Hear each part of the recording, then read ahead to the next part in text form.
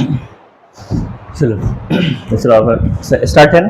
चलो देखो, आज से हम एप्लीकेशन ऑफ बायोटेक्नोलॉजी में कोई इंट्रोड्यूस करने की जरूरत नहीं है, नाम काफी है, मतलब शकल काफी है। तुम तो जानते हो, मजाक करो। एप्लीकेशन ऑफ बायोटेक्नोलॉजी का लेक्चर सेकंड है, और लेक्चर सेकंड में हम लोग जो टॉपिक कवर करने वाले हैं वो बड़ा इंपॉर्टेंट होने वाला है। एक्चुअली में हमारा जो चल रहा है सेकंड का नहीं, वो था प्रिंसिपल एंड प्रोसेस के, जो तुम समझ रहे हो उसमें एक टॉपिक, ठीक है, उसका तो मैंने कर दिया। कल हमने स्टार्ट किया हुआ था application of biotechnology, lecture first हो गया है। और लेक्चर फर्स्ट में हम लोगों ने डिस्कस किया हुआ था कि बायोटेक्नोलॉजी का यूजेस हमारी जिंदगी में हमारे चारों तरफ कहां कहां होता है। उसमें से जो पहला था, आराम से आना, बच के, मतलब लड़कों की तरह जाना, लड़की की तरह नहीं।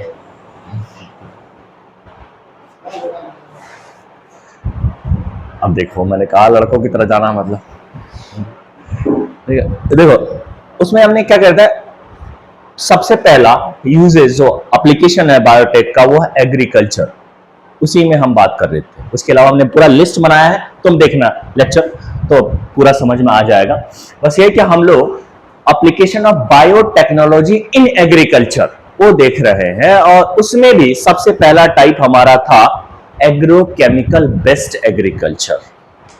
एक ऐसा एग्रीकल्चर जिसमें केमिकल का यूज होता है, मतलब फर्टिलाइजर का यूज होता है, पेस्टिसाइड का यूज होता है, इंसेक्टिसाइड का यूज होता है, फंजीसाइड का यूज होता है, हर्बिसाइड्स का यूज होता है। तो इस तरह के केमिकल अगर हम, हमारे चारों तरफ तो यही होता है, तुम्हारे घर पे, हमारे घर पे, तुम्हारे गांव में, हमारे गांव में अगर जो यूज हो रहा है एग्रीकल्चर जो चल रहा है, उसके अंदर बायोटेक्नोलॉजी का इस्तेमाल किस रूप में हो रहा है? केमिकल के रूप में हो रहा है। उसी में हम काम कर रहे थे, और ये तब से हो रहा है जब से ग्रीन रेवोल्यूशन जब आया था 1960 में, तब से ये चल रहा है।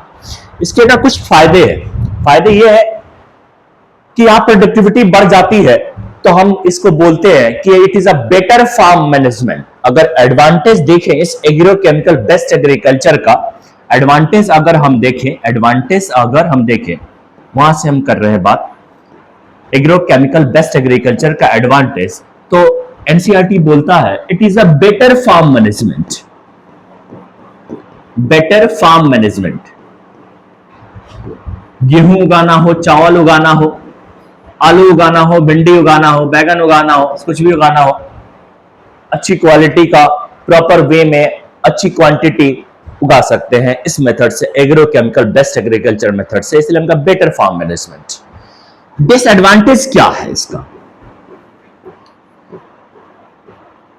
डिसएडवांटेज क्या है? तो पहला डिसएडवांटेज ये है कि इसमें केमिकल यूज होता है, और केमिकल यूज होने से जो कॉस्ट है प्रोडक्टिविटी की वो बढ़ जाती है। पहले जितना सस्ता धान चावल आता था, आज थोड़ी ना आता, तो क्यों बढ़ते जा रहा है? तो केमिकल पे हम ज्यादा खर्चा कर रहे हैं, तो निकाल रहा है किसान, इसीलिए बहुत महंगा आता है। हम खुद अलीगढ़ में आए थे, बहुत सस्ता चावल था, अब जब बिरयानी खाने के लिए 300 रुपए का खर्चा बैठ जाता है, मतलब खुद बनाना हो तो कर, वो तो चिकन का दाम भी बढ़ा हुआ है, लेकिन खाली चावल का भी बात करो ना तो 50 रुपए किलो से नीचे है ही नहीं। 25-30 रुपया था, कहां चला गया? ये क्यों? कीमत क्यों बढ़ी है? क्योंकि यूज ऑफ क्या पता नहीं, ये नहीं दिखेगा तुमको, नहीं दिखेगा ये, क्योंकि तुम अंधे हो। Use of chemicals, use of chemical की वजह से क्या होता है? Cost increase cost of productivity, productivity का कॉस्ट बढ़ जाता है, साथ में टॉक्सिसिटी भी बढ़ जाएगा। भाई है, टॉक्सिसिटी तो बढ़ेगा क्योंकि केमिकल पॉइजनस तो होता है, इसकी वजह से कितना वाटर पोल्यूट होता है, एयर पोल्यूट होता है, एयर करो, वाटर पोल्यूट होता है, सॉइल पोल्यूट होता है, ये तुम पढ़ते आए हो बचपन से, लिखने की कोई जरूरत नहीं है। तो ये दो बातें याद रखना है, एक एडवांटेज में, एक डिसएडवांटेज में। यहां पे अब हम एनसीईआरटी को थोड़ा रीड करते हैं, उसके बाद हम आगे की बात करेंगे, दूसरा अल्टरनेटिव मेथड देखेंगे एग्रीकल्चर का। अब एनसीईआरटी को रीड करें, आगे बढ़ते हैं। देखिए ये हमारे पास एनसीईआरटी है, और यहाँ पे हमने वो सारी बातें लिख रखी है, मतलब एनसीईआरटी हमने नहीं, एनसीईआरटी ने लिख रखा है। नहीं दिख रहा रुको अभी दिखेगा, ऐसे दिखता है, फोकस बन गया, लेकिन इसके चक्कर में मैं कलुआ दिखता हूं फिर। चलो इससे लेते हैं, पिंकी से। बायोटेक्नोलॉजिकल एप्लीकेशन इन एग्रीकल्चर, यही हमारा टॉपिक चल रहा था। इसमें हम लोगों ने एग्रोकेमिकल बेस्ट एग्रीकल्चर की बात कही थी, इस पे हम काम कर रहे थे। ऑर्गेनिक एग्रीकल्चर की भी बात हमने बोल दिया था कल, ऐसे ही उसको पढ़ने की ज्यादा जरूरत नहीं है। ऑर्गेनिक एग्रीकल्चर जो पुराने जमाने में दादा परदादा किया करते थे, मवेशी खाद डाल के और कुछ भी नहीं यूज किया करते थे, उससे फायदा यह था कि किसी तरह का कोई टॉक्सिसिटी नहीं था, कोई बीमारी नहीं होती थी। आज देखो स्किन इरिटेशन एक कॉमन प्रॉब्लम है, कैंसर भी एक कॉमन प्रॉब्लम होते जा रहा, ये सारा फर्टिलाइजर और पेस्टिसाइड्स की यूज की वजह से होता। पहले के लोगों की लाइफ स्पेन ज्यादा होती थी, बड़े फिट रहते थे, 80 साल के हैं फिर भी सुई धागा सिल रहे हैं, आंखें इतनी अच्छी काम कर रही हैं। आज 10 साल का बच्चा का उतना काम नहीं कर रहा होता है, ठीक है। आज किसी को भी डायबिटीज हो जाता है, किसी को किडनी में स्टोन हो जाता है, ये वाली दिक्कत पहले नहीं थी, क्योंकि फूड आइटम एकदम प्योर थे। मवेशी खाद मैन्योर का इस्तेमाल किया जाता था, उसके अलावा कुछ भी नहीं इस्तेमाल किया जाता था, और उतना में हो जाता था, क्योंकि एक एक आदमी के पास जमीन बहुत हुआ करती थी। कोई 100 बीघा जोत रहा, कोई 200 बीघा, खरीदना थोड़ी ना था, बस घेर लेना था, जमीन अपनी हो जाती थी। हमारे गांव में ऐसे भी है, इतना ज्यादा जमीन हो जाता था, किसी ने अगर दावत दिया और अच्छा दही चिवड़ा अच्छा खिला दिया, थोड़ा सा जमीन उसको दे दिया, चलो आज से तुम्हारा ये वाला जमीन तुम्हारा, एक एक बीघा जमीन लिख दिया दही चिवड़ा के चक्कर में। आज 1 बीघा मतलब करोड़ों का प्रॉपर्टी हो जाता है।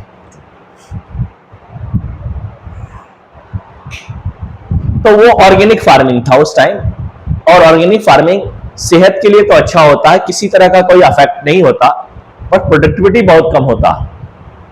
आज इतना पॉपुलेशन है कि ऑर्गेनिक फार्मिंग करेंगे तो 10 में से 6 लोग खाएंगे, 4 लोग भूखे रह जाएंगे, या उससे भी 5 लोग खाएंगे, 5 लोग भूखे रह जाएंगे, प्रोडक्टिविटी काफी कम हो जाएगी।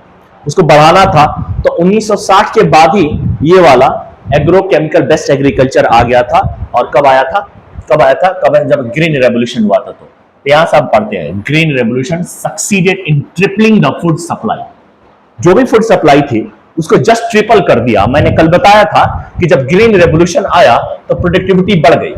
जब ग्रीन रेवोल्यूशन आया इस दुनिया में, किसने लेके आया, नाम क्या है, नाम क्या था, नॉर्मन ई बुरलॉक 1960 में डिस्कवर किया था। ग्रीन रेवोल्यूशन एक मुहिम छेड़ा था, और उसके तहत जो वेराइटी थी व्हीट और राइस की, वो सेमी ड्रॉप वेराइटी थी, और यहाँ पे केमिकल का यूज हुआ था, यानी एग्रोकेमिकल बेस्ट एग्रीकल्चर हुआ था, 1960 में हुआ था। ये सारी चीजें पिछले लेक्चर में तुम देखोगे तो समझ में आएगा, मतलब याद रख पाओगे। तो इसमें केमिकल यूज हुआ था, और प्रोडक्टिविटी ट्रिपलिंग हो गई थी। मतलब उससे पहले माना यह जाता था कि 35.5 टन उगा करते हैं पर एकड़।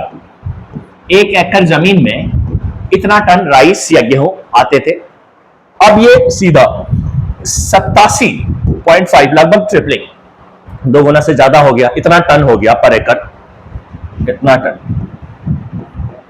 इसीलिए बोल रहा है ये कि green revolution succeeded in tripling the food supply, but yet it was not enough to feed and growing human population. लेकिन उसके बावजूद भी काफी नहीं था कि पूरे ह्यूमन पॉपुलेशन को खाना दिया जाए। उसके बावजूद भी बहुत कुपोषण का शिकार थे। आज हमारा भारत महान तो है, मीडिया की नजर में तो यहां अमृत काल चल रहा है, दूध की नदियां बह रही है, पैसे की बारिश हो रही है, इंडस्ट्री में तो इतना वैकेंसी खाली है कि लोग कम पड़ रहे हैं, जॉब इतना ज्यादा है मीडिया के हिसाब से। वैसे रियल में ऐसा नहीं है। रियल में तो अभी जॉब लेके देख लो ना, बहुत सारे लड़के आते रहते हैं, बहुत सारे लड़के, कोई पीएचडी कर चुका है, वो जॉब ढूंढ रहा है, कहीं ट्यूशन ढूंढ रहा है।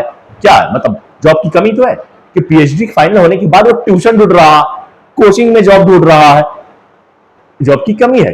कोचिंग एक प्राइवेट संस्था है जहां पे बहुत ही, किसको मतलब मानना चाहिए कि बहुत ही ज्यादा एक्स्ट्रा चीज। कोई भी डेवलप कंट्री में कोचिंग के नंबर्स कम होंगे। इजराइल फ्री ऑफ एजुकेशन है, वहां पे पढ़ने के लिए फीस सबमिट नहीं करनी पड़ती है। तो जैसे हमारे एमयू का फीस है ना, ऐसे वाला फीस है वहां के हर कॉलेज हर यूनिवर्सिटी में डेवलप्ड है। अमेरिका की फीस जो अमेरिकन के लिए हमसे ज्यादा लिया जाता है क्योंकि हम तो दूसरे कोटे जाते हैं, उनके लिए कितना कम है, बहुत कम। कोचिंग की ये सब चीजें नहीं होती, प्राइवेट सेक्टर नहीं, जो भी है गवर्नमेंट ही फोकस करेगा और उसको नहीं पढ़ाएगा, वही क्वालिटी देगा, वो सारी चीजें। कोचिंग हमारे यहां चल रहा है, क्यों चल रहा है? क्योंकि जॉबलेस है, बहुत सारे पढ़े लोग जॉबलेस है, जिसको अब जॉब करने के लिए एक नई संस्था बना दी गई, इस तरीके का ऑर्गेनाइजेशन जो कोचिंग के नाम से मशहूर हो गया, ये चलने लगा। इस चीज की कोचिंग थोड़ी है, गवर्नमेंटल कोचिंग हो सकती थी, नॉन गवर्नमेंटल कोचिंग इतनी सारी इंडिया में क्यों है? गवर्नमेंट की ये भी एक जॉब की कमी है, ये इंडिकेट कर रहा है आपकी जॉब की कमी आपके देश में बहुत है। इसलिए increase yield have partially been due to use of improved crop variety। तो फिर उन्होंने क्रॉप वैरायटी को इंप्रूव किया 1960 के आज दशक, यानी 1950 से लेकर 1960 के बीच में ये कुछ होने लगे, ग्रीन रेवोल्यूशन स्टार्ट हुआ। मुहिम अगर कहें कि ग्रीन रेवोल्यूशन ने अपना पीक कब पकड़ा था 1960, इसलिए 1960 लिखते हैं ना। ग्रीन रेवोल्यूशन यानी यूज ऑफ केमिकल पेस्टिसाइड्स और use of chemical based agriculture, ये 1950 से शुरू हो गया था, लेकिन 1950 में semi drop variety of wheat and rice इस्तेमाल नहीं हुआ था, सिर्फ केमिकल यूज हुआ था। जो मैंने कल बोला था कि 1950 से ही शुरू हो गया था केमिकल का इस्तेमाल, हमारा देश आजाद हो गया था और केमिकल का इस्तेमाल शुरू हो गया था। बट सेमी ड्रॉप वैरायटी 1960 में आया और यहां पे जाके ग्रीन रेवोल्यूशन का जो मकसद था, मोटिव था, वो तब पूरा हुआ, इसीलिए ग्रीन रेवोल्यूशन के साथ 1960 जोड़ा जाता है। सेमी ड्रॉप वैरायटी का क्या फायदा यह होता है, जो ये ज्यादा लंबे नहीं होते ना, थोड़े छोटे होते हैं, बिल्कुल बौने से भी नहीं, थोड़े छोटे होते हैं, ज्यादा लंबे नहीं होते, उनकी प्रोडक्टिविटी ज्यादा होती है। जैसे ऐसे भी है कि ज्यादा लंबा हाइट ना होना, तो उसकी जो रिब्स की जो स्ट्रेंथ होती है ना, वो ज्यादा होती है। लंबाई वाले में तुम देखना वो ज्यादा जल्दी झुकता है, रिब्स की स्ट्रेंथ कम होती है, ज्यादा लंबे होता है। ये कुछ फायदे होते हैं, बल बल लगाने और निकालने में, ये फायदे होते हैं, बट ये है एक चीज क्या आता है कि स्ट्रेंथ में थोड़ी कमी आ जाती है, हाइट को संभालने में मुश्किल पड़ती है, इसलिए बॉडी जल्दी झुकती है उनकी, वो इस तरह झुकने जल्दी चलते हैं। मैंने ज्यादातर लोगों को देखा है, और कोई अगर जिम्नास्टिक है, जिम कर रहा है, उसको सही प्रेशर में है, लेकिन अगर वो नॉर्मल लाइफ जी रहा है, लंबा है, तो झुकेगा जल्दी, क्योंकि उसकी रिब्स बहुत जल्दी टेढ़ी होने लगती है। रिब्स कराऊं, vertebral column, semi drop variety इसलिए यहां पे लिया, और सेमी ड्रॉप वैरायटी किसका लिया? राइस का लिया और किसका लिया? व्हीट का लिया। इससे फायदा क्या हुआ कि ये ज्यादा यील्ड देता था। तो यहां से यील्ड की जो प्रोडक्टिविटी की प्रॉब्लम थी कि भाई केमिकल लेके आए, उसके बाद भी काम नहीं हो पा रहा, तो प्रोडक्टिविटी की प्रॉब्लम को और दूर करने के लिए ये वाली वैरायटी हम डालना शुरू करें, तब जाके ये वाला सीन आया, या इससे भी ज्यादा बढ़ गया। गेहूं 100 के पार हो गया, मतलब वो 3 गुना का भी पार हो गया गेहूं वाला मसला, जब सेमी ड्रॉप वैरायटी लेके आए थे। But mainly due to the use of better management practices, मैंने बोला भी था, use of agrochemical fertiliser and pesticides, ठीक है। However, the farmer is the developing world agrochemical that often expensive, मैंने बोला भी था कॉस्टली हो जाता है, ये डिसएडवांटेज हो गई। Further increase yield with existing variety, it not possible using conventional breeding. एक तो और कि भाई यील्ड बहुत ज्यादा करना है तो कन्वेंशन ब्रीडिंग जो पहले वाली वेराइटी थी पुरानी वाली, उसका इस्तेमाल करके हो नहीं सकता। अब नई वेराइटी लेके आ रहे हो तो और कॉस्ट बढ़ेगी ना, कि नई वेराइटी के लिए आप क्या करोगे? साइंटिस्टों से मुलाकात करोगे, इसमें साइंटिस्टों का रोल आ गया। अब साइंटिस्ट का रोल आ गया तो जो पहले मिलता था, मान लिया कि अनाज तुमको मिलता था किलो के हिसाब से, मान लेते हैं 100 रुपए किलो मिलता था बोने के लिए, अब वो लैब से घूम के एक नई वैरायटी बन के आया है, तब तो वो 500 या 1000 रुपए किलो हो जाएगा, क्योंकि भाई बहुत बड़ी जगह से वो घूम के आया है, उसकी कीमत बढ़ गई है। और वहां पे जाके एक नई वैरायटी, नई ब्रीड बन के आया है, तो उसकी कीमत बढ़ गई। यानी कन्वेंशनल ब्रीडिंग से तो प्रोडक्टिव बढ़ा नहीं सकते थे, इसीलिए ये वाली ब्रीडिंग लेके आए। कलर बदल दे, अरे पीला तो नहीं, क्या इसमें कलर ही कोई ढंग का तो नहीं है, ब्लैक ब्लैक। हाँ ये ले ले, चलो यहां पे देखना, as a traditional breeding techniques fail to keep pace with demand and to provide sufficiently fast and efficiently system for the crop improvement। ये बकवास था लाइक, ठीक। अब मुझे दूसरी टेक्नोलॉजी की बात करनी है, that is called tissue culture. ये नया टॉपिक ऐड हुआ है जो पहले नहीं था 12th, मतलब इस चैप्टर में नहीं था। एक चैप्टर कटा है क्रॉप इंप्रूवमेंट का, उसमें से एक टॉपिक को उठा के यहां पे जोड़ा, तो हम लोग यहीं पे पढ़ेंगे। इस एग्रोकेमिकल बेस्ड एग्रीकल्चर के अंदर ऑर्गेनिक फार्मिंग की तो हम बात कर ही चुके हैं, तो ये हमारा तो खेल खत्म हो ही गया। इसी के अंदर हम मान के ये पढ़ रहे हैं कि हम अब एक अल्टरनेटिव मेथड ढूंढना चाहते हैं। एक्चुअली में यहां पे मसला ये है कि प्रोडक्टिविटी बढ़ गई है, पर केमिकल का यूज के बगैर नहीं हो पा रहा, और केमिकल की यूज से कॉस्ट भी तो बढ़ ही रहा है, साथ में बीमारियां बहुत हो रही है। तो डिजीज फ्री हमें चाहिए, डिजीज फ्री हमें चाहिए। तो उसके लिए हम एक दूसरी टेक्नोलॉजी की तरफ जाते हैं, नाम है टिश्यू कल्चर। यहीं पर हम देखते हैं क्या नाम है उसका, टिश्यू कल्चर। चलो चलो यहीं पे करते हैं। देखो जगह नहीं है तो मुझे क्या करना पड़ेगा, एक्स्ट्रा स्लाइड ले लेते हैं, हाँ ठीक है। अब यहीं पे हम बात करेंगे क्या, टिश्यू कल्चर की। और ये तुम देखना टिश्यू कल्चर कहते किसको है, तुम पढ़े भी होगे, फिर से पढ़ोगे।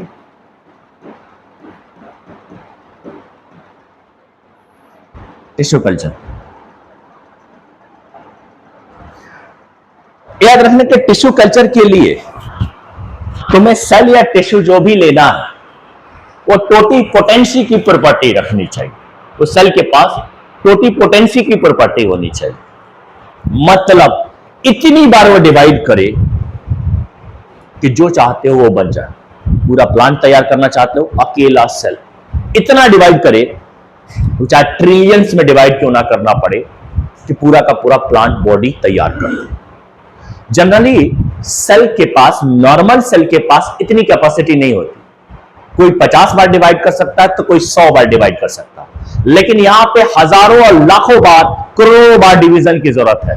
ऐसा सेल चुनना है कि जिसकी डिवीजन अनलिमिटेड टाइम तक हो, जितना रिक्वायर्ड हो उतनी बार हो, वो चाहे 10 करोड़ बार क्यों ना डिवाइड होना। अगर ऐसी प्रॉपर्टी जिस सेल में आती है उसको टोटिपोटेंसी सेल्स कहते हैं। अगर ह्यूमन की बात करें, ऐसा सेल कब मिलेगा, तो जब हम एम्ब्रियोनिक स्टेज में होते हैं, जाइगोट से जब एम्ब्रियो बन रहा होता, उस वक्त अगर सेल को कलेक्ट करते हैं तो वहां पे मुझे ऐसे टोटिपोटेंसी सेल मिल जाएगा, वहां हमें टोटिपोटेंसी सेल मिल सकता है, प्रोबेबिलिटी है। इसीलिए जितने भी जेनेटिक डिसऑर्डर है ना, उसका इलाज पॉसिबल एम्ब्रियोनिक स्टेज पे ही है। कि जेनेटिक डिसऑर्डर हो चुका है तो कुछ सेल्स अफेक्टेड हो, उसमें से एक सेल निकाला, उसका जीन ठीक किया, बाकी सेल को हटा दिया, फिर दोबारा सामने उसको ग्रो है। कि जेनेटिक डिसऑर्डर को एम्ब्रियोनिक स्टेज पे कैसे ठीक करते हैं, तो उसमें से कुछ, जैसे कि सेल्स में जाइगोट से गया, इंफेक्शन फैला है या क्रोमोसोम डिस्टर्ब हुआ है, एक आध सेल का क्रोमोसोम को ठीक करेंगे, बाकी सेल को हटा देंगे। अब वो सेल के पास इतनी एबिलिटी है कि दोबारा से डिवाइड करके एम्ब्रियो बनाएगा और पूरी बॉडी बना देगा। तो हमारे अंदर टोटिपोटेंसी वाली प्रॉपर्टी जो होती है वो सिर्फ एम्ब्रियोनिक स्टेज पे ही मिल सकती है सेल्स में। प्लांट में कभी भी मिल सकता है, प्लांट में कभी भी मिल सकता है, वो मेरिस्टेमेटिक टिश्यू में भी मिल सकता है, परमानेंट टिश्यू में भी मिल सकता है। हम लोग उठा लेते हैं अपना प्यारा सा लीफ, एक पत्ता ले लेते हैं प्लांट के। प्लांट महंगा कभी भी आ सकता था, हमारे पास एक पत्ता है, आम का पत्ता, ये पता नहीं किसका है। तुमको आम पसंद होगा तो मैं इसीलिए आम का पत्ता बना दिया। ये है आम का लीफ, लीफ है लीफ। इस लीफ को क्या डालें, इस लीफ को हम लोग क्या करते हैं, इस लीफ को हम लोग एक बीकर में डालते हैं।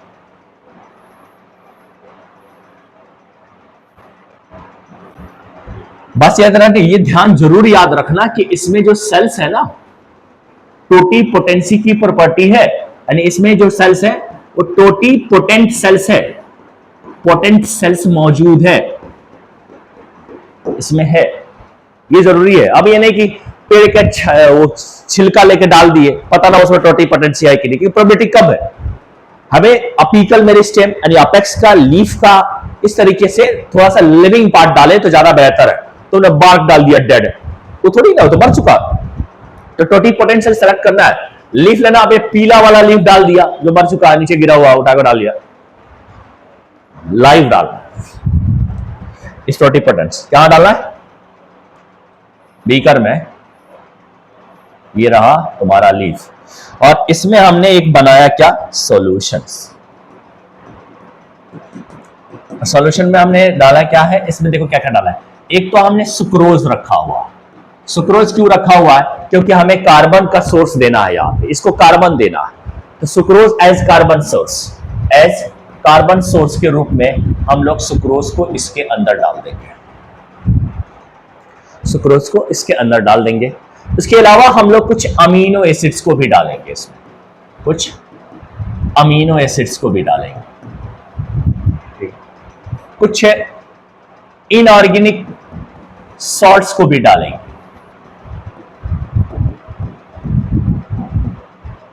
प्लांट हार्मोन भी इसमें होगा। प्लांट हार्मोन्स को अगर क्या बोलते हो, कोई नाम याद है उसका? प्लांट ग्रोथ रेगुलेटर, पीजीआरएस, हम उसको डालते हैं, उसको डाल दिया। उसमें कौन सा? सभी नहीं, ऑक्सिन डालना है और साइटोकाइनिन डालना है। इनिशियली ऑक्सिन एंड साइटोकाइनिन डालना है। और याद रहे कि इनिशियली आपको ये ऑक्सिन और साइटोकाइनिन जो है बराबर अमाउंट में डालना है। मैंने सी के लिखा है साइटोकाइनिन के लिए, बराबर रखना, दोनों को बराबर अमाउंट में अभी रखना है। अमीनो एसिड डाला, इनऑर्गेनिक सॉल्ट डाला, आपने सुक्रोज को डाला, अब क्या डाला? अब क्या डालो? कुछ नहीं, रहने दो। बाकी एगारोज जेल वगैरह डालते हैं हम, एगारोज वगैरह डालते हैं बहुत से लोग, यहां पे हम एगारोज जेल भी डालेंगे, न्यूट्रिएंट बचा रहे। एगारोज जेल, इनऑर्गेनिक सॉल्ट तो लिखा ही है,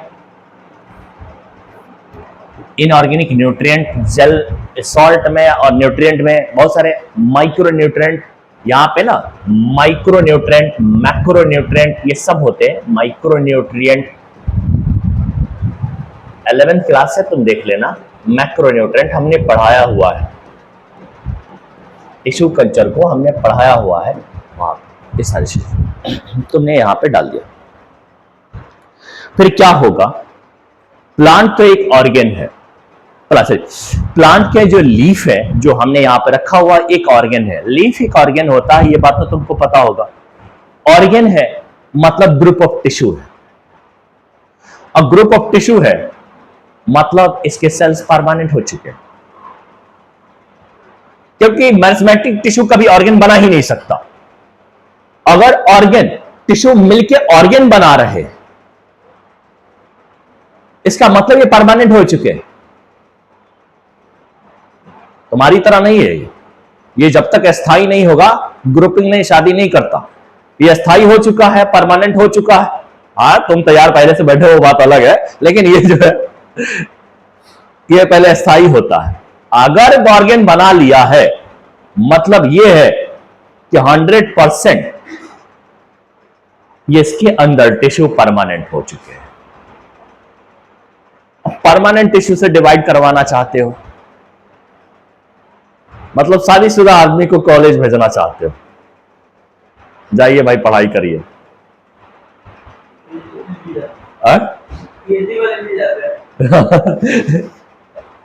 ठीक है, वो मजबूरी में होते हैं, लेकिन ऐसा क्या क्या अब इतना लंबा पढ़ाई यार, हद होती है इंतजार की। माना कि अस्थाई जरूरी है, लेकिन कब तक? कयामत तक थोड़ी ना इंतजार करे, इसीलिए बेचारे चले जाते हैं।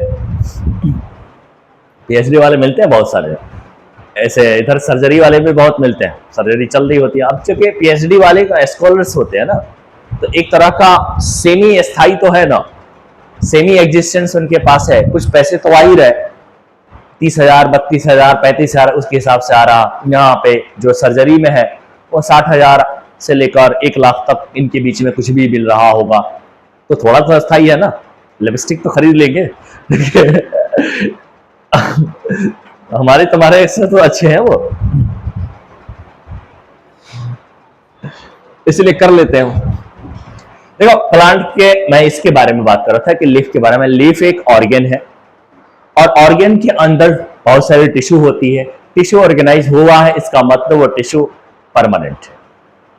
अब परमानेंट टिश्यू से यानी परमानेंट सेल से तुम डिवाइड करने की उम्मीद करते हो, ये एक दिक्कत की बात है। तो हमें सबसे पहले क्या करना है, डी डिफरेंशिएशन। इसीलिए तो सारा जुगाड़ किया है, इस इतना कुछ क्यों दिया है,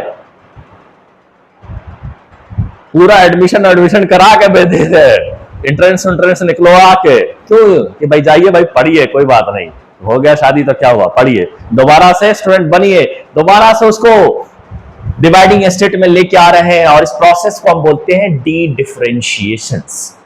ये जो हार्मोन हमने दोनों बराबर दिया ना, इसी से वो समझ गया कि मुझे अब कॉलेज जाना ही पड़ेगा।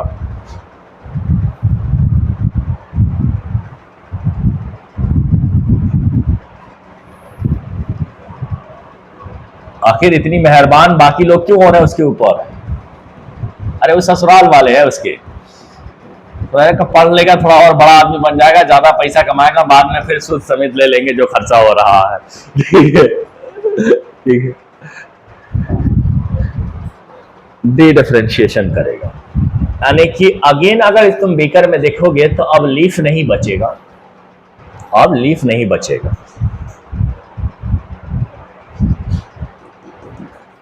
अब यह लीफ नहीं बचेगा।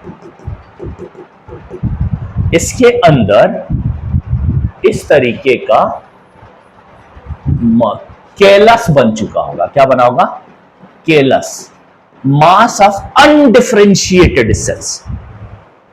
अनडिफरेंशिएटेड का मतलब परमानेंट नहीं, डिवाइड करने की प्रॉपर्टी, जिसमें डिवाइड करने की एकदम होड़ लगी हो, ऐसे सेल्स को हम अनडिफरेंशिएटेड सेल्स कहते हैं। जिसमें सेल वॉल ही ना बने तो जाहिर है परमानेंट हो ही नहीं पाएगा। अनडिफरेंशिएटेड, इमेच्योर, अनडिफरेंशिएटेड इमेच्योर, बार बार जाके सर फुटवाता रहता है, इसके स्थायी नहीं है ना, अब वो डिवाइड करने के लिए तैयार है। Mass of undifferentiated cells, mass of undifferentiated cells, undifferentiated cell. Dedifferentiation किया ना तो अनडिफरेंशिएशन बना दिया सेल्स को, ये इसको हम बोलते हैं केलस। अब कर दिया, केलस तुमने बना दिया, ग्रुप्स ऑफ या मास ऑफ अनडिफरेंशिएटेड सेल्स का झुंड बना दिया है।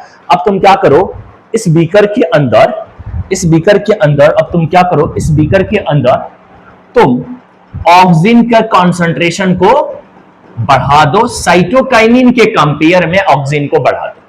पहले बराबर थे, केलस बन, सारे सेल्फ डिवाइडिंग स्टेट में आ गए अगेन। अब क्या कर रहे हो तुम, ऑक्सीजन की कंसंट्रेशन को थोड़ा ज्यादा कर दे रहे हो, या ये कह लो कि साइटोकाइनिन को कम कर दे रहे हो, बात सेम है।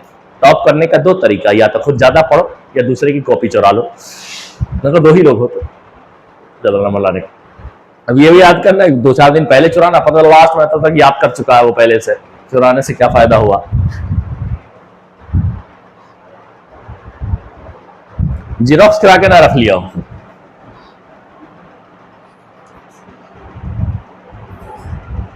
ऑक्सीजन साइटोकाइनिन, सी के साइटोकाइनिन को कहते हैं। ऑक्सीजन की कंसंट्रेशन बढ़ा दिया है,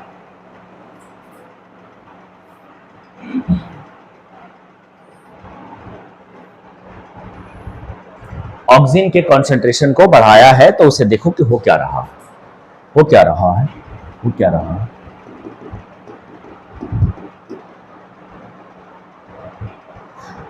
कि ये जो केलस है ना,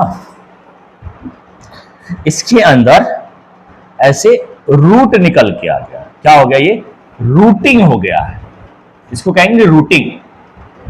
और ऐसे रूट को कैसा रूट बोलोगे, एडवेंटियस रूट बोलोगे, क्योंकि रूट का ओरिजिन होता है रेडिकल, और यहां तो सीधी नहीं है, रेडिकल और पोलीमियल कहां से आएगा। तो अगर रेडिकल के अलावा कहीं से भी रूट आता है तो उसके लिए एडवेंटियस रूट जैसा टर्म इस्तेमाल करेंगे, एडवेंटियस। ये रूट कैसा रूट है, एडवेंटियस रूट है। ये सब नीट में क्वेश्चन आते हैं, एडवेंटियस रूट्स। अब तुम क्या कर रहे हो, अब तुम क्या कर रहे हो, साइटोकाइनिन को ज्यादा कर दे रहे हो और ऑक्सीजन को कम कर दे रहे हो। इससे क्या हो रहा है, देखो रूट तो पहले निकल आया था, कोई इश्यू नहीं, रूट तो पहले से निकला हुआ है, कोई इश्यू नहीं है।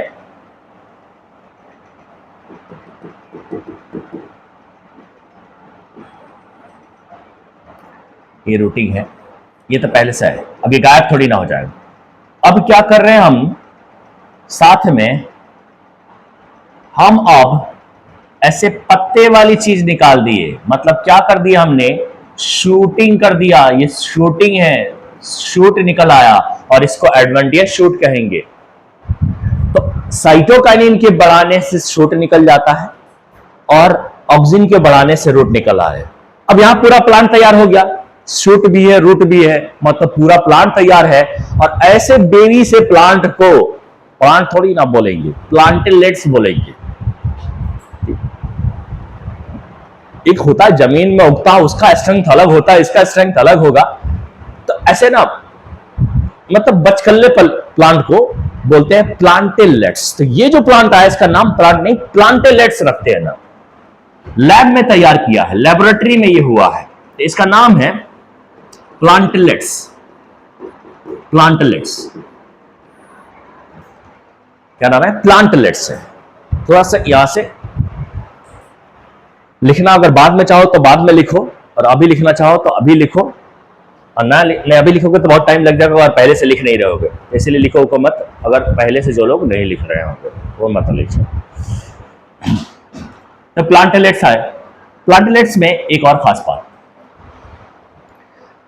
कि सिंगल पैरेंट से आया है तो बिल्कुल आइडेंटिकल होगा, एक ही पैरेंट का जीन होगा ना। पैरेंट तो है ही नहीं, पहले बात पैरेंट तो है ही नहीं। एक बात और, पैरेंट तो है ही नहीं इसमें। अरे क्या हो रहा है,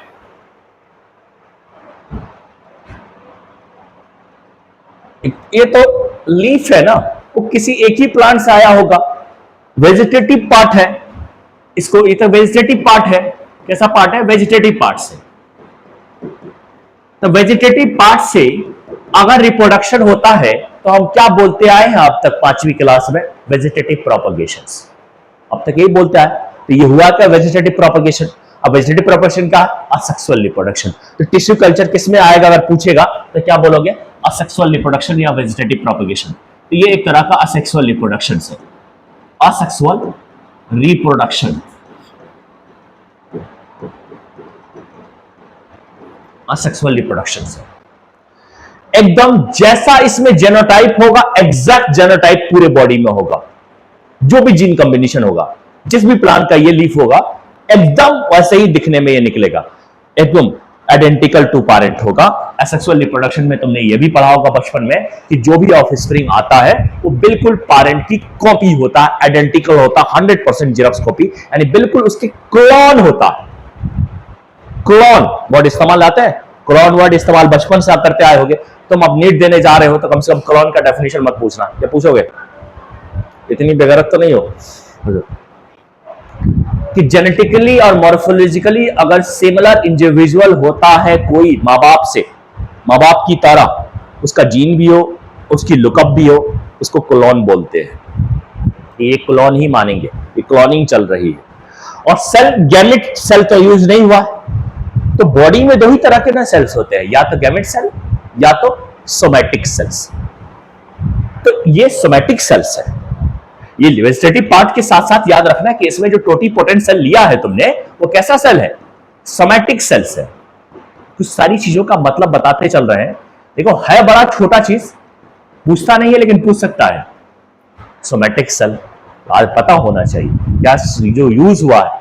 तो पार्ट के हिसाब से वेजिटेटिव पार्ट है, लीफ है, लीफ वेजिटेटिव पार्ट में आता है। लेकिन अगर सेल के हिसाब से बात करें तो इसको सोमैटिक सेल्स बोलेंगे। दो तरह के सेल्स होते हैं, एक गैमेट बनाने, गैमेट वाली सेल्स जो फ्यूजन करेंगे, जो सेक्सुअल रिप्रोडक्शन करेंगे, या असेक्सुअल रिप्रोडक्शन कर रहे हैं प्लांट के अंदर, मतलब ये सोमैटिक सेल्स है। हमारी बॉडी में भी दो तरह के सेल्स होते हैं।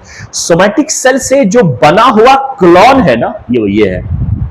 इसके लिए वर्ड इस्तेमाल किया एनसीईआरटी ने, सोमा क्लोन। इसीलिए मैं बता रहा था इतने देर से, सोमा क्लोन इस्तेमाल किया। इसके लिए एनसीईआरटी ने वर्ड इस्तेमाल किया सोमा क्लोन्स। ये प्लांटेलेट्स को सोमा क्लोन्स कहेंगे। क्लोन्स क्योंकि बिल्कुल सिमिलर है अपने पैरेंट की तरह, सोमैटिक सेल का यूज हो रहा है उसका, इसीलिए सोमा क्लोन इस्तेमाल करेंगे। अब हम एनसीईआरटी पे अगेन आते हैं और देखते हैं। आइए एनसीईआरटी पे, एनसीईआरटी पाए देख लिए जरा, मतलब स्क्रीनशॉट ले लो। अरे हो गया, बाद में लोगे ना पीछे पीछे जाना था हमको पीछे जाना था सॉरी। यहां पे देखो, हम दूसरा जो मेथड ले रहे हैं, ये रेड वाला लेना था ना, इसकी बात कर रहे थे। खिचपिच हो रहा, ये पड़ जा, देख पा रहे हो खिचपिच हो रहा है तो तुम देख लो, रुक जाओ, लेकिन आ नहीं पाएगा, पूरा ड्रामा करना पड़ेगा, रहने दो इसको, ये कोशिश करो।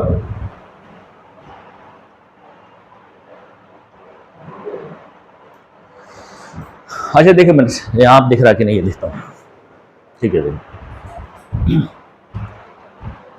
यहाँ पे tissue culture means it was learn by scientist during the 1950 that whole plant could be regenerate from explant.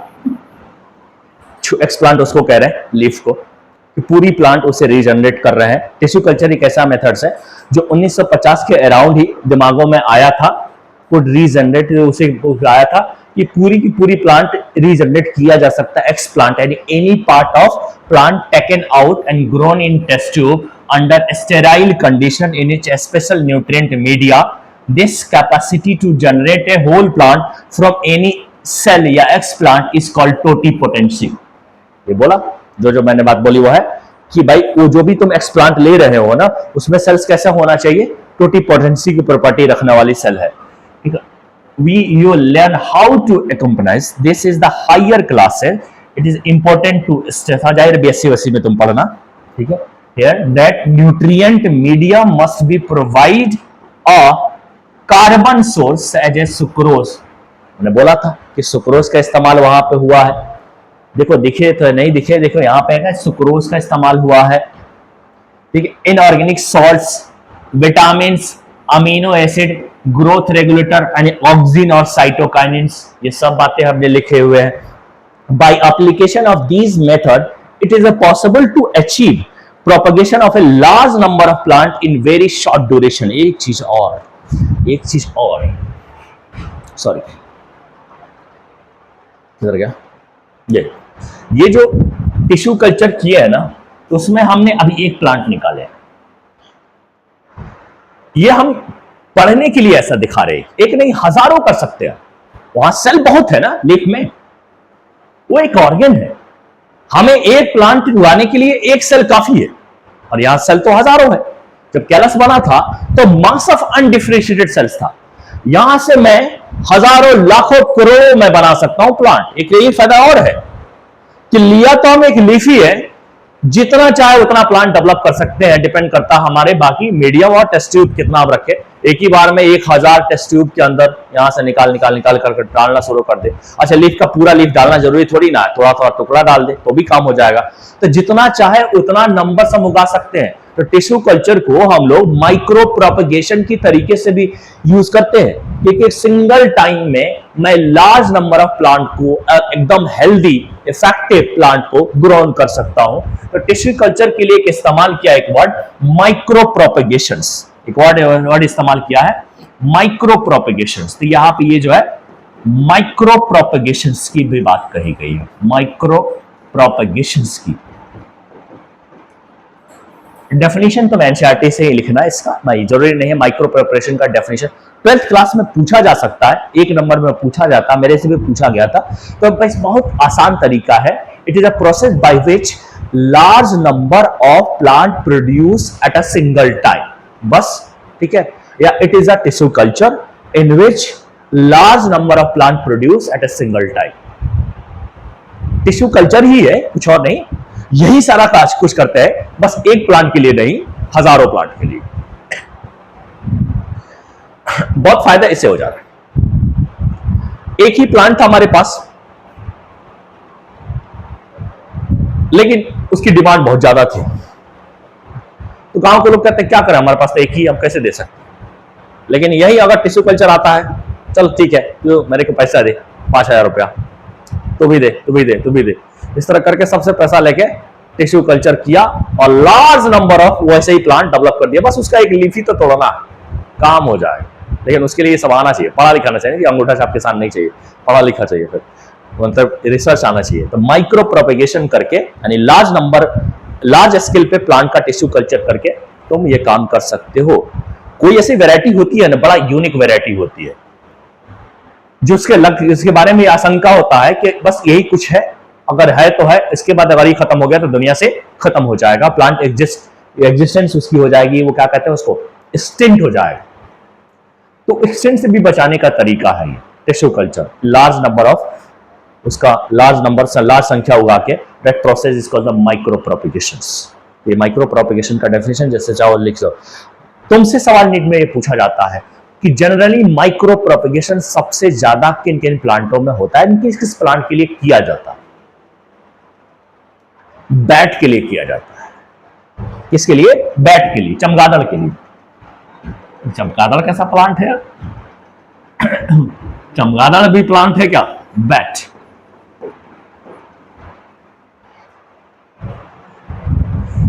चमगादड़ भी प्लांट होता है क्या? क्या हो सकता है?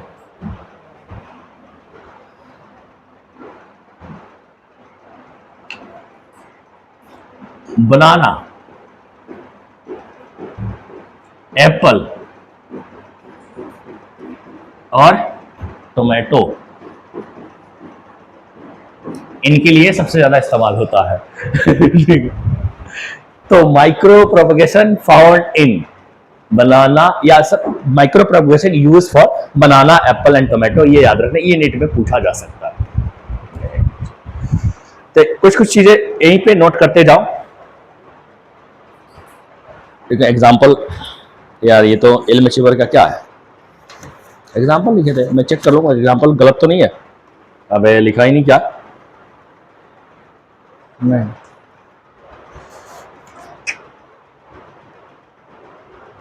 नहीं ऐसा आई नहीं। लेकिन बनाना, एप्पल, टोमेटो सर्च मार करके देख लेना, 100% श्योर हूं कि यही होगा। बी से कुछ और है ही नहीं। ब्लैकबेरी थोड़ी ना इस्तेमाल होगा यहाँ पे, ये इसी तरह का चीज पे इस्तेमाल करते हैं बेसिकली। तो फिर चलते हैं हम पीछे, पढ़ते हैं फिर। तो यहाँ पे एक वर्ड आया इस्तेमाल करने के लिए, माइक्रो प्रोपेगेशंस।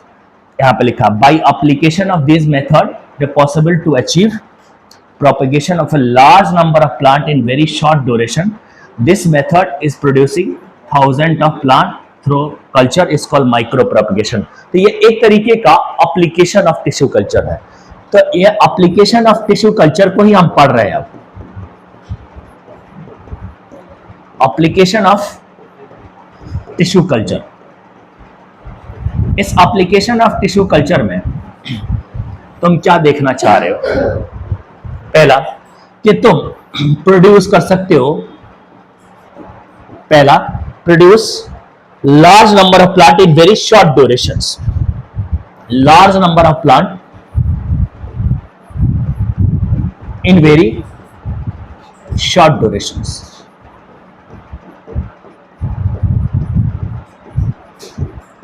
इस चीज को तुम क्या बोल रहे हो? Micro प्रोपेगेशंस। This method of producing thousands of plants through a tissue culture is called micro propagation. इसके लिए वर्ड इस्तेमाल करते हैं हम माइक्रो प्रोपगेशंस। माइक्रो प्रोपगेशंस। और सारे प्लांट जेनेटिकली आइडेंटिकल होंगे, उसके लिए एक वर्ड इस्तेमाल करते हैं सोमाक्लॉन्स। तुम जाकर फिर से एक बार रीडिंग मारना है, पहले याद करके फिर रीडिंग मारना, लेकिन जो जो मैं सोच रहा हूं कि तुम्हें रीडिंग ना करना पड़े, यहीं पे सारा खेल खत्म हो जाए। एक तरफ समझे और देखेंगे क्या लिखा, वहां से अगर डायरेक्ट समझेंगे तो फिर बातें नहीं समझ में आएगी, इसीलिए हम पहले समझा रहे हैं फिर पढ़ा रहे हैं। जनरली सब लोग यही करते हैं, इसमें कोई नई बात नहीं करना। बस ये कि ये याद रखना कि माइक्रो प्रोपगेशन एक तरीके का एप्लीकेशन ऑफ टिश्यू कल्चर है। जब हमें बड़ी संख्या में प्लांट चाहिए होता है और सारे के सारे प्लांट आइडेंटिकल मिलेंगे, सोमाक्लॉन वर्ड इस्तेमाल करेंगे हम वहां पे। तो माइक्रो प्रोपगेशन अगर टिश्यू कल्चर का कर रहे हैं तो सोमाक्लॉन तो ये वर्ड आती ही आती है। Many important food plant like tomato, banana, Apple etc have produce at commercial scale. ठीक है, ये सब चीज का इस्तेमाल किया जाता है कमर्शियल स्केल पे। Tissue culture laboratory word. चलो आगे बढ़ते हैं, आगे बढ़ते हैं। कहां पर आ गया? यहां पर। एक चीज और, पहला एप्लीकेशन तुमने माइक्रो प्रोपगेशन देखा, दूसरा एप्लीकेशन एक और, पहला एप्लीकेशन तो तुमने वो देखा, अब यहां पे एप्लीकेशन नंबर 2 किसका एप्लीकेशन, हम किसका एप्लीकेशन देख रहे हैं भाई, टिश्यू कल्चर की। बायोटेक्नोलॉजी के एप्लीकेशन तो हम कर ही रहे थे, जिसमें से एग्रोकेमिकल बेस्ड एग्रीकल्चर था, जिसमें से ऑर्गेनिक फार्मिंग था, और उसी में टिश्यू कल्चर हमने स्टार्ट किया। ये बायो टिश्यू कल्चर भी हम अम्मी के द्वारा थोड़ी ना करवा रहे हैं, या किसान थोड़ी ना कर रहा है, ये लैब में हो रहा है ना। तो एप्लीकेशन ऑफ बायोटेक्नोलॉजी तो आई। अब इस टिश्यू कल्चर का जब इजाद हुआ तो उसके वजह से क्या क्या फायदे हुए, वो होगा एप्लीकेशन ऑफ टिश्यू कल्चर। तो पहला एप्लीकेशन ऑफ टिश्यू कल्चर था माइक्रो प्रोपेगेशन, जिसमें हमने सोमाक्लोन क्रिएट किया, एक ही तरीके का हजारों लाखों प्लांट बनाया, जितनी जरूरत थी उतना बनाया। अब दूसरा एप्लीकेशन नंबर 2 की बात कर रहा हूं। एप्लीकेशन नंबर 2, जैसे कि तुम्हारा एक फेवरेट प्लांट है घर में, तुम्हें कुछ पसंद है कोई प्लांट, लेकिन बदकिस्मती से उसमें इंफेक्शन फैल गया, वायरल इंफेक्शन। लेकिन तुम्हें वो लीची आम जो भी है क्या पसंद है, आम या लीची? मेरे को आम पसंद ही नहीं है, पहली बात लीची पसंद है। तो मान लिया उसमें हो गया इन्फेक्शन। देखो यार, तुमको पसंद भी है, उसमें हो गया इन्फेक्शन। अब ये तो रोने वाली बात है, पर साइंस कहता है कि रोने वाली कोई बात नहीं, रोने की कोई जरूरत नहीं, थोड़ा इंतजार करना पड़ेगा। हम क्या करते हैं, उसके मेरिस्टेमेटिक टिश्यू ले लेते हैं। प्लांट का एक टिश्यू ऐसा है मेरिस्टेमेटिक टिश्यू, जो मेटाबॉलिकली एक्टिव है मेनी टाइम डिवीजन के लिए, और इतनी तेजी से डिवीजन करता है कि वायरस को मौका ही नहीं देता अपने जीन को मल्टीप्लाई करने के लिए। इसीलिए प्लांट का एक जगह पे कभी इंफेक्शन नहीं हो सकता, कोई वायरल, कोई फंजल, कोई बैक्टीरियल इंफेक्शन नहीं हो सकता, वो है मेरिस्टेमेटिक टिश्यू। अपीकल मेरिस्टेम्स और इंटरकलरी मेरिस्टेम्स, एक्सिलरी मेरिस्टेम्स हम उसको बोलते हैं, या तो लीफ में होगा या फिर अपेक्स में होगा। तो ये मेरिस्टेम्स ही आपको सिलेक्ट करके लेना आना, मेरिस्टेम को ही सिलेक्ट करके लेके आना है आपको। तो एक काम करोगे तो इस बार टिश्यू कल्चर में क्या कर रहे हो, मेरिस्टेमेटिक टिश्यू ले रहे हो, मेरिस्टेमेटिक या मेरिस्टेम ले रहे हो।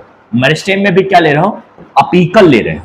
अपीकल मतलब अभी बता रहे हैं, तो भूल गए हो कि 11th की चीजें याद कहां रहती है तुमको। उसके लिए मुझे क्या करना पड़ेगा, प्लांट पढ़ाना पड़ेगा। ये रहा प्लांट, और यहां पे है लीफ, ये स्टेम। यहां पे कुछ टिश्यू है जिसको अपीकल मेरिस्टेम बोलते हैं, अपेक्स कहते हैं टिप रीजन। तो यहां पे कुछ है, उसको हम अपीकल मेरिस्टेम्स कहते हैं, और कुछ यहां पे है, इसको हम यहां पे इंटरकैलरी मेरिस्टेम्स कहते हैं। इंटरकैलरी इसको बोलते हैं, इसको हम अपीकल मेरिस्टेम बोल रहे हैं, इसको हम अपीकल मेरिस्टेम बोल रहे हैं। ये इसमें से कुछ ले लो और इसका खेल कर दो।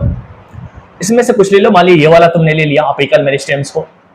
ये ऑलवेज जो है ना फ्री फ्रॉम वायरस, यहां लिखा फ्री ऑफ वायरस, इन्फेक्शन नहीं होता उसमें ऑलवेज। इसको लेके टिश्यू कल्चर तुमने कर दिया, इसका कर दिया तुमने टिश्यू कल्चर, मतलब वो तमाम काम कर दिया, जितना चाहे उतना प्लांट तुमने उगा लिया। तो इस टिश्यू कल्चर को हम लोग कहते हैं मेरिस्टेमेटिक कल्चर। लिखा नहीं है क्या, शायद लिखा ना हो, लेकिन इसको हम कहते हैं मेरिस्टेमेटिक कल्चर। इस टिश्यू कल्चर को असल अलग से नाम देते हैं मेरिस्टेमेटिक कल्चर।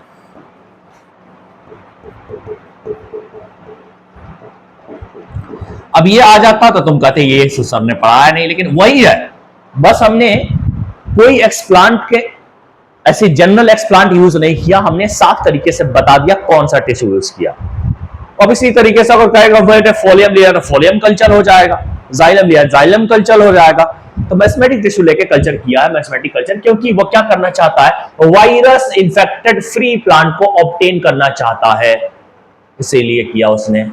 ये वाला culture meristematic culture, meristematic type of tissue culture कहां कहां पाया जाता है, किन किन में पाया जाता है, तो उसके लिए तुम्हें याद रखना पड़ेगा। मायावती के पार्टी का नाम क्या है, बीएसपी, मायावती बीएसपी। लिखोगे, लिख लेते हो, इसके एग्जाम्पल याद रखना है तुम्हें। मायावती जो है, माया ऐसे लिखेंगे ना, मायावती, मायावती, उसकी पार्टी है बीएसपी, भैंस वाली पार्टी। मायावती मतलब mathematic tissue culture, mathematic culture, भैंस हाथी सर, मैथमेटिक कल्चर, इसका मतलब होगा मैथमेटिक कल्चर।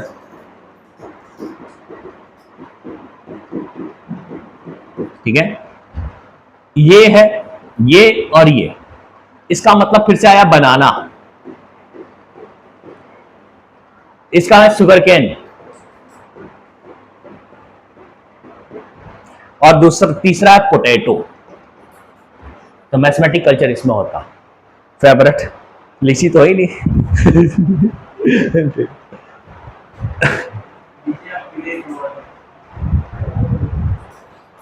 बदल लो अपना फेवरेट, गन्ना रख लो। गन्ने में ये समय इन्फेक्शन बहुत होता है, इसीलिए इसमें इस्तेमाल किया जाता। ऐसा नहीं कि लीची में किया नहीं जा सकता, बस करा नहीं गया है, क्योंकि करा गया होगा उसकी जरूरत नहीं है। यहाँ पे हम एग्जांपल में वही लेते हैं ना जो बहुत फेमस है, लास्ट में ईटीसी लगा है, तो और भी आ सकते हैं। ठीक है, ईटीसी लगा, लिख लो, और आ सकते हैं। तो ये दूसरा एप्लीकेशन था टिश्यू कल्चर का। अब तीसरा एप्लीकेशन हम देखेंगे टिश्यू कल्चर का, थर्ड एप्लीकेशन।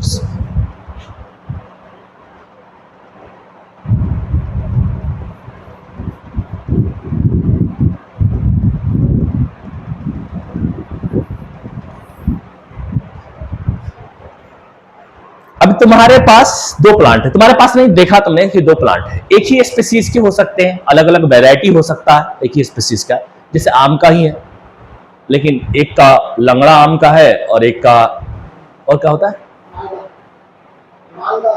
बालदा, बालडा, बालडा, चलो लाइक इस तो कुछ भी हो, मान लिया आम की वैरायटी हो। तो मान लिया कि तुम्हें दोनों में से कोई ना कोई चीज पसंद है, हो सकता है एक का तुम्हें पत्ते पसंद हो, खाने के लिए नहीं, और भी काम होता है जिंदगी में। और एक का जो है फल पसंद हो, चलो हटाओ उसको, दूसरे प्लांट कर लो, कोई ऐसा प्लांट जो सेम स्पीसीज का हो, वेराइटी अलग हो, या फिर अलग अलग स्पीसीज हो तो कम से कम जीनस सेम हो, जीनस सेम हो, सेम जीनस अलग अलग स्पीसीज, या एक स्पीसीज के दो प्लांट है लेकिन वैरायटी अलग अलग, कुछ विभिन्नताएं हैं कुछ समानताएं भी, किसी का कुछ पसंद है किसी का कुछ पसंद है, किसी का कुछ अच्छा लगता है किसी का कुछ अच्छा लगता है। यह तो हला हुआ कि इंसानों के लिए ही नहीं है, वरना तुम खेल कर जाते, थोड़ा सा ऐश्वर्या राय में से उठाते, थोड़ा सा कैटरीना से उठाते, थोड़ा सा जैकलिन से उठाते और एकदम सुपर मॉडल बना देते तुम। सलमान खान को क्या डाल के क्या करोगे उसमें। खैर ये प्लांट के लिए अलग अलग तरह का फीचर है उसके अंदर, अलग अलग प्लांट में अलग अलग कोई ना कोई खासियत होती है। तुम चाहते क्या हो कि एक ऐसा प्लांट डेवलप करो कि सारी खासियत उसके अंदर आ जाए। तो यहाँ पे ज्यादा नहीं, दो ही प्लांट को लेना, बहुत ज्यादा का भी लिया जा सकता है, लेकिन जो यहाँ पे बात कही गई है वो दो प्लांट लिए, दो प्लांट लिया, सेम स्पीसीज, अलग अलग वैरायटी है, दोनों की कोई ना कोई खासियत होगी, उन दोनों खासियत को नोट करना है। तुम्हारा यही मोटिव है कि इसका वो वाला कैरेक्टर आए, इसका ये वाला कैरेक्टर आए, मोटिव ये है।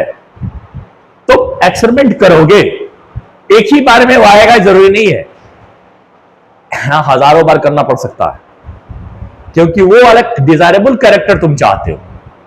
सक्सेसफुल की गारंटी नहीं है कि सक्सेस हो ही जाओगे, जो तुम चाहते हो वही वाला कैरेक्टर आ जाएगा। बस ये है कि तुमने दो प्लांट लिया, प्लांट ए लिया, प्लांट बी लिया, दोनों की स्पीसीज सेम हो सकती है, मान लेते हैं कि दोनों की स्पीसीज क्या है, सेम है, दोनों की स्पीसीज सेम है बट डिफरेंट वैरायटी है, स्पीसीज सेम है बट डिफरेंट वैरायटी है, लेकिन उसकी वैरायटी अलग है। स्पीसीज सेम है बट डिफरेंट वैरायटी है, वैरायटी अलग है, दोनों प्लांट पसंद आ गए तुमको। अब तुम देखो, अब तुम क्या करोगे, इसके भी एक सेल ले लिया, इसके भी एक सेल ले लिया, प्लांट सेल है, तो बाहर क्या होगा, सेल वॉल होगा। ये क्या है, सेल वॉल। तो सबसे पहले तुम्हारा मोटिव क्या होना चाहिए कि सेल वॉल को खत्म करना है, सेल वॉल को डाइजेस्ट करना है, और उसके लिए तुम करोगे सेलुलोज एंजाइम को डालोगे।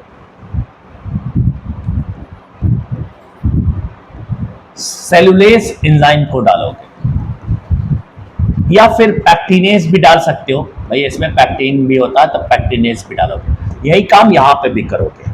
अब ये सेल बिना सेल वॉल का हो जाएगा।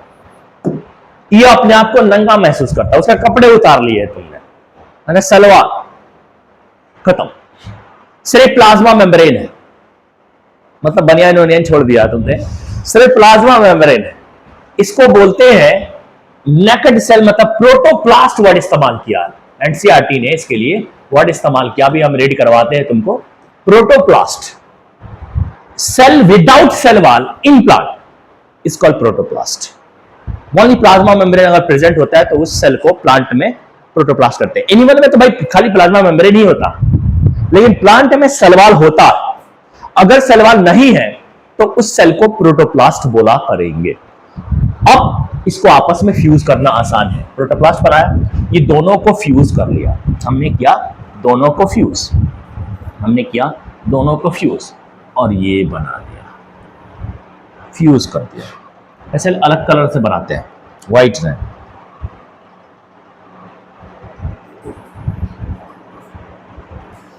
ये भी दोनों का फीचर है, यहां पे ए भी है और बी भी है।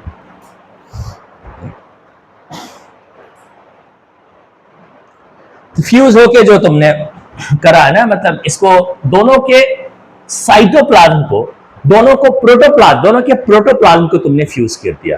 तो फ्यूज यहाँ पे दोनों का प्रोटोप्लाज्म को फ्यूज किया होगा, देखो यहाँ पे बताते हैं, यहाँ पे लिखा होगा scientists have an isolated single cell from plant and after digesting their cell wall have been able to isolate naked protoplast surrounded by plasma membrane वाली isolated protoplast from two different variety of plant, each having desirable character can be fused get hybrid protoplast। तो इसको तुम नाम दे दोगे hybrid protoplast, वहां तक खाली protoplast था, इसके लिए तुम इस्तेमाल कर दोगे हाइब्रिड प्रोटोप्लास्ट।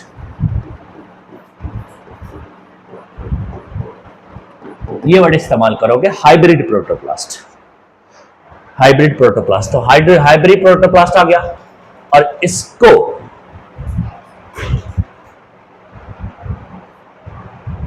सोमैटिक हाइब्रिड भी बोलोगे। अब चूंकि सोमैटिक सेल यूज किए, ये जो सेल है ना जो तुम यूज किए, गैमेट नहीं है, कैसा सेल है, सोमैटिक सेल है, सोमैटिक सेल है। तो इसके लिए सोमैटिक हाइब्रिड भी बोलते हैं। इसके हम इसको, हम इस सेल को हम क्या बोलेंगे, सोमैटिक हाइब्रिड बोलेंगे, सोमैटिक हाइब्रिड बोलेंगे। और इस प्रोसेस को हम क्या बोलते हैं, यहाँ पे जो प्रोसेस, जो प्रक्रिया तुमने किया है उसको हम क्या बोलते हैं, सोमैटिक हाइब्रिडाइजेशन बोलते हैं, सोमैटिक हाइब्रिडाइजेशन बोलते हैं। अब तुम्हें दिमाग में कि यार इसका नोट्स कैसे है, तुम्हें तो पहले स्क्रीनशॉट लेके याद कर लेना चाहिए, उसके बाद तुम नोट्स अपने हिसाब से जैसे चाहो बना सकते हो, और नहीं बनाओ तो भी चलेगा, स्क्रीनशॉट लेके इसको याद कर सकते हो एज इट इज। यहाँ पे बोर्ड में जो भी पूछे जाते हैं ना, यहाँ से सवाल 1 नंबर या 2 नंबर में आते हैं, तो बड़ा बड़ा सेंटेंस बनाने का अब नहीं सवाल आता। अगर 5 नंबर, 4 नंबर या 3 नंबर का सवाल पूछा है ना, तो उसके अंदर बहुत सारे सवाल मिक्स होते हैं, उस पार्टिकुलर सवाल का जवाब देते चले जाओ, तुम्हें मिल जाएगा। डायग्राम बनाना, ऐसे फ्लो चार्ट बनाओगे और फिर तुम कुछ लिखते हो तो नंबर पूरे मिलते हैं, और इसे टीचर इंप्रेस होता है इस फ्लो चार्ट की वजह से। अब ये नहीं कि यहां जाके ये चिपकाने लगे, ये एनसीईआरटी की लाइन, वो नहीं, इसके अलावा की जो बात कर रहे हैं, फ्लो चार्ट में लिखना होता है, डायग्रामेटिक फॉर्म में लिखना होता है। देखो यहाँ प्रोसेस लिखा भी है, somatic hybrid when the process is called the somatic hybridisation imaging situation when the protoplast of tomato is fused. इसका एक एग्जांपल भी है, पोमैटो नाम है उसका, पोमैटो, उसमें टोमेटो को और पोटैटो को मिक्स किया गया है और बनाया गया, दोनों का, टोमेटो और पोटैटो को, पोटैटो प्लस टोमेटो का एक कॉम्बिनेशन से पोमैटो नाम, दोनों का फीचर लेके आए थे। लेकिन दोनों का इतना ज्यादा कंबाइंड फीचर नहीं आ पाया कि कमर्शियली ये इंपॉर्टेंट हो जाए, इसीलिए ये मसला फेल हो गया। टोमेटो जो उगाया तो गया, दुनिया में इजाद हुआ, बनाया गया, इस सोमैटिक हाइब्रिडाइजेशन से किया गया, बट कामयाब नहीं हो पाया। यहां पे लिखा भी होगा, going to form the new hybrid plant combining tomato and potato characteristic when have been achieved resulting in the formation of the tomato. Unfortunately, this plant did not बोल पानी पिलाने वाला कोई नहीं है ना, have all the desired combination of the characteristic for the commercial utilizations. Fail हो गया। Did not have all desire, जितना चाहिए था ना उतना डिजायरेबल कॉम्बिनेशन कैरेक्टर बन नहीं पाए। हमको चाहिए था ना कि आलू में से 5 आए, टमाटर में से 5 आए, मिलके 10 कैरेक्टर हो, ऐसा हो नहीं पाया। वो ऐसा कि आलू के 8 आ गए, आलू खा के बालू हो ही रहे थे, फिर मसला नहीं हुआ ना। हमें टमाटर की ज्यादा कैरेक्टरिस्टिक चाहिए थी, नहीं आ पाया, टोमेटो नाम भी रख दिया और सक्सेसफुल नहीं है, मतलब उतना ज्यादा लोग इसको खरीद नहीं रहे, तो यूजफुल नहीं रहा, हट गया। ठीक है, हमें अब और है ना, इसका एक एप्लीकेशन और है, इसका मतलब इसका नहीं, टिश्यू कल्चर का एप्लीकेशन नहीं है, application of biotechnology in agriculture में। अब हम तीसरी तरफ चलते हैं। हम टिश्यू कल्चर लाके बहुत बड़ा काम किया एग्रीकल्चर फील्ड में। इससे हमें फर्टिलाइजर की यूज जो है कमी हो, उसका कमी करना पड़ा, कम हो गया। डिजीज फ्री प्लांट हमने हासिल कर लिया। हमने सोमैटिक हाइब्रिडाइजेशन से 2 प्लांटों को मिला के एक नया प्लांट बना लिया। बहुत सारे ऐसे एक तरह के काम किया हमने। एक ये वाला plant tissue disease free mathematic tissue culture, ये भी कर लिया। तो ये टिश्यू कल्चर की एप्लीकेशन थी जी। उसी टाइम ये इजाद हुआ था जब ग्रीन रेवोल्यूशन हुआ था, क्योंकि वहां पे लोगों को लगा कि ठीक है, ग्रीन रेवोल्यूशन में प्रोडक्टिविटी बढ़ी तो है, बट प्रॉब्लम ये है कि यहाँ पे केमिकल का भी यूज हुआ है, तो उसी दौरान ये भी किया गया। फिर दुनिया और एडवांस हुई, एक तीसरी तरह का एग्रीकल्चर लेके आए।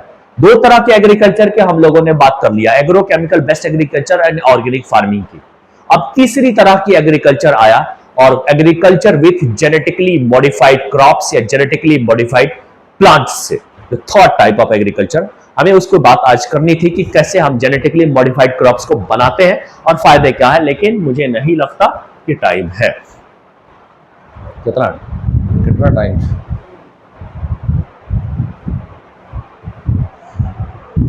तो हम थर्ड वाली बात कल करेंगे, आगे हम लिख के भी रखे हुए थे शायद। जेनेटिकली मॉडिफाइड ऑर्गेनिज्म कैसे बनाते हैं, यही से हमें ये समझ में आ जाता है जेनेटिकली मॉडिफाइड प्लांट कैसे बनाना है इस तरीके। ठीक है, तो हम कल ही बात करेंगे, यहीं पे छोड़ते हैं। आप चलिए पढ़ाई कीजिए, याद जरूर कीजिएगा, नोट करके इसको याद जरूर कीजिएगा, वरना फोन से निकाल के झापड़ मार सकता हूं।